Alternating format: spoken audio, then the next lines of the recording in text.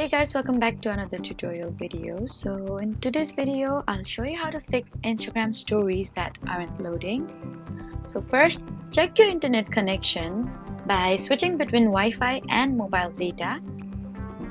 Then next, close the Instagram completely and then reopen it.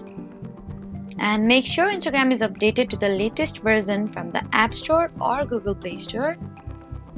And if you're using a VPN, then temporarily disable it and then try loading stories again. And on Android, you can also clear Instagram's cache through your phone's app settings.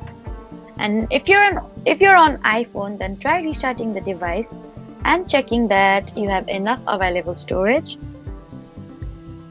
If stories still won't load, then check whether Instagram is experiencing a temporary outage and wait for service to return to normal. So that was how to fix Instagram story not loading. Please do not forget to like, comment and subscribe for more helpful tutorials.